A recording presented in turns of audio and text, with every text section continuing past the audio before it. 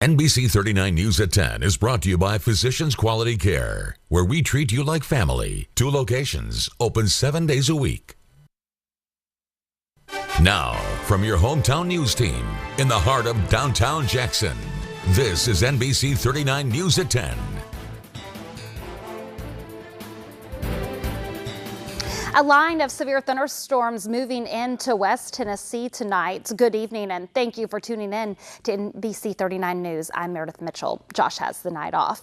Storms are closing in on the Jackson area and some of them packing quite a punch. Chief Meteorologist Chris Summers has been tracking these storms. And what are we looking at now?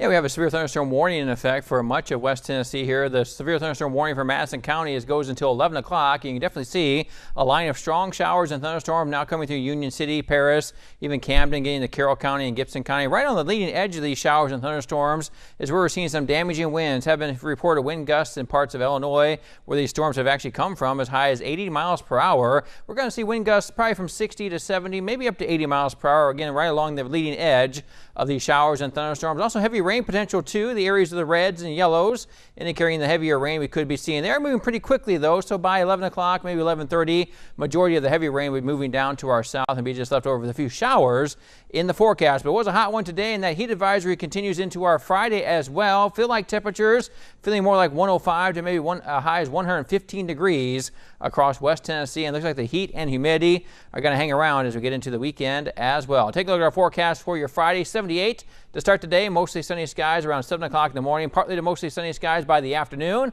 Highs once again reaching 95 degrees here in West Tennessee. And we'll talk more about the threat of severe weather. I'll see if there's any break from the heat anytime soon with your hometown forecast coming up in just a few more minutes. Meredith?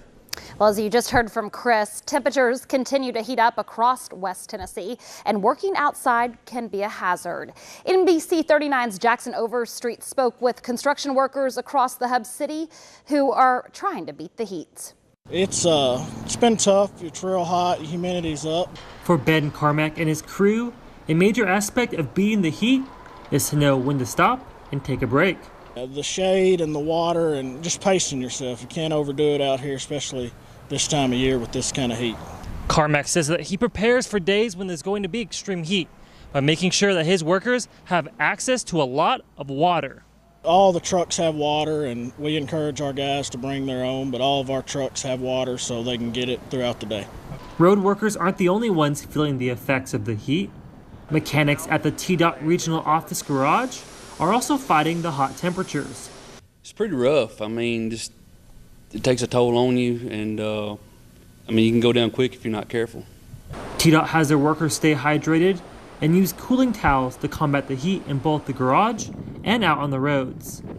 These measures are used to make sure no workers get sick.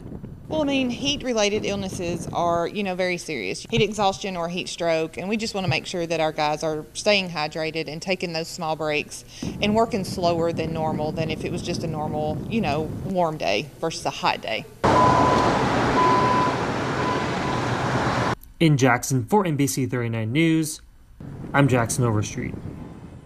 Progress is being made on the work on the U.S. Highway 45 bypass bridge over I-40. The project includes the building of a new bridge over I-40, a new set of off-ramps, and widening the part of I-40 from 4 to 6 lanes. This is the largest part of the $67 million project that broke ground last October. TDOT officials say that the next major part of the work will be coming in the next few weeks.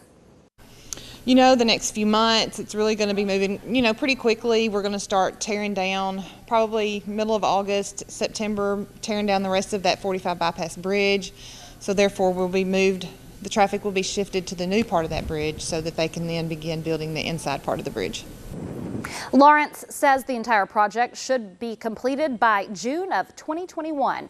TDOT is also suspending all interstate and state route closures beginning Friday until Thursday, July 5th at 6 a.m. for the holiday traffic. Summer fun just got a little more fun in Medina. NBC 39's Camila Doreda has more. Construction at the Medina City Park will allow the city to welcome a new attraction. A splash pad located near the park and across the local middle and high school has been anticipated by the community, but the waiting period will soon be over. Tough Coat Company flew to Medina all the way from Colorado for this project. They've been working on the splash pad for the last couple of weeks, but plan to finish by tomorrow so it can be ready for the 4th of July. A lot of time has been spent on building the splash pad, from inserting the water pipes. There's a lot of pipe goes in there, a lot of different sizes. To adding multiple coats and colors of non-skid paint for kids' safety.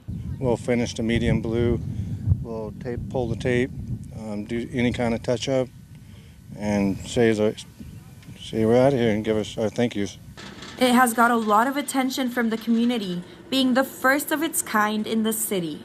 They're putting in tables and benches around the splash pad as well, with the goal in mind to make it as family-friendly as possible. The kids come over, hey, when are we going to get on it, so it gives us a little encouragement to do stuff that's for the community. The splash pad can be turned on with just a push of a button, so it's not constantly on all summer. But summer fun is less than a week away. The splash pad will be open to the public for the first time during the city's big celebration on the 4th of July. From Medina for NBC 39 News, I'm Camila Rueda. Along with UTMS expansion to the Jackson State campus, they're also expanding their robotics class to offer it to many more kids. The students in this class learn STEM education through programming robots at any age as young as kindergarten. The class aims to keep the students' brain active and advancing in the fields of science, technology, engineering, and math when school isn't in session.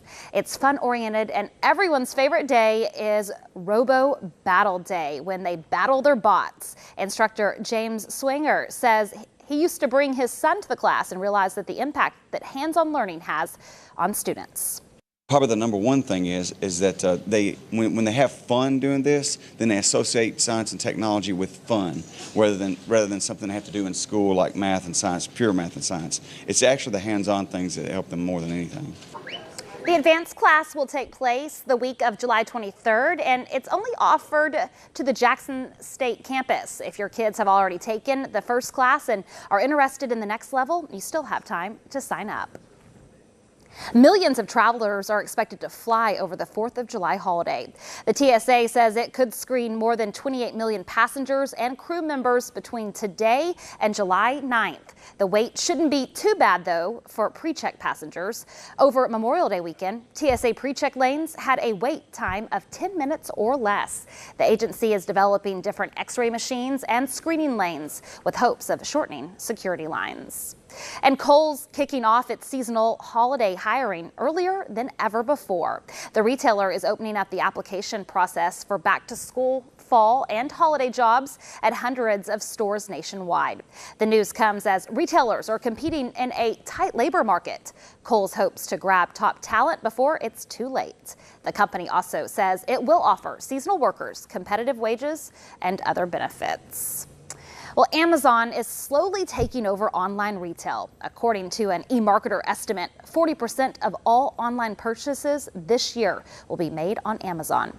And now the company wanting to launch a new delivery service program and giving hopeful entrepreneurs the chance to get in on it too. Liz McLaughlin has more. Get ready to see some new faces putting Amazon packages on your doorstep. The e-commerce giant unveiled a new delivery partners program designed to let entrepreneurs start a last-mile delivery business under the Amazon umbrella.